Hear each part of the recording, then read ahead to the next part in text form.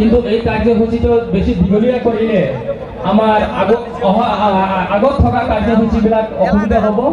সেইকাৰণে আমি সম্বৰ্ধনাটো ইয়াতে শেষ কৰিম বুলি ভাবি আছোঁ। ধন্যবাদ। এতিয়া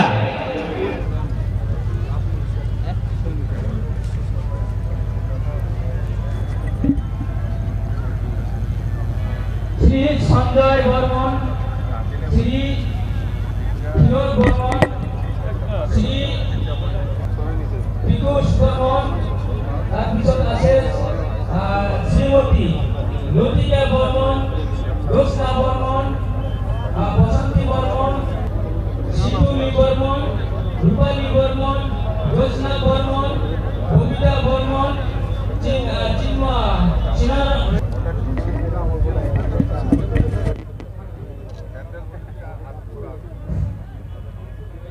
আমার এখানে ধন্যবাদ দিই। আমি এই আদর করেছি, এখানে আইন অনুমোদন করেছি সত্যজিৎ বর্মন।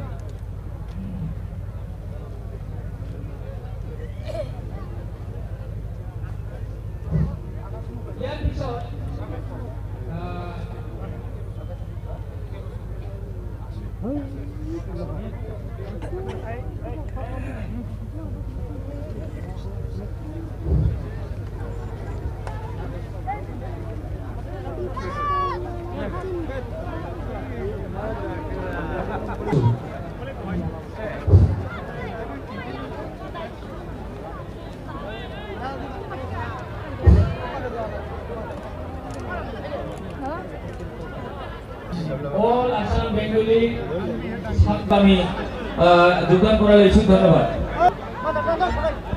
সকল বুদ্ধিজীৱীসকল, গাৰ্জেনসকল, আমাৰ আগৰ EM আৰু চেণ্ট্ৰেল প্ৰেফেক্টৰ ভাইচ প্ৰেচিডেণ্ট সভাৰাম অচুলকাৰী ডাঙৰীয়া।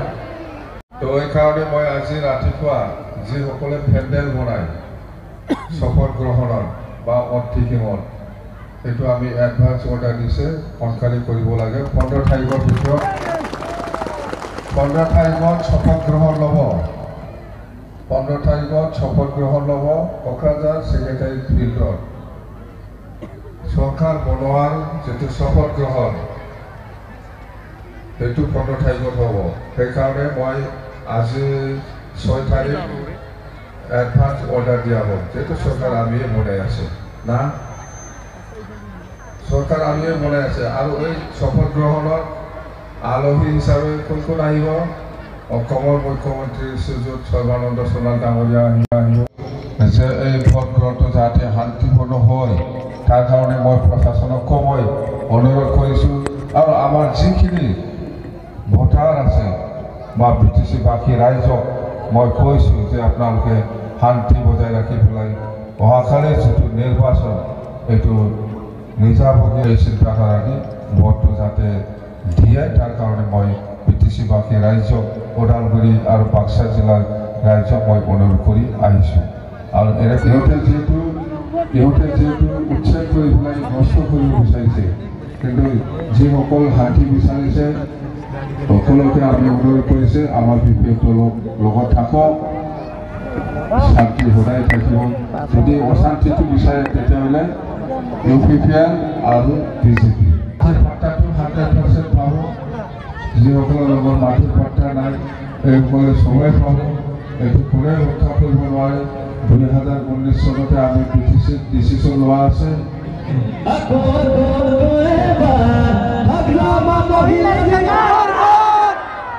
এতিয়া হৈছে গতিকে সকলোৱে খুব ধুনীয়াকৈ জেগাত বহি হৈ পেলাই হাত চাপ দিব লাগিব দেই। বিশৃংখল নহ'ব। ধুনীয়াকৈ মোক দেখিছেনে নাই? চব পিছফালে দেখিছে? অ'কে, ঠিক আছে। পিছফালে পইচাবোৰ বহি দিলে হ'ল এনেকৈ।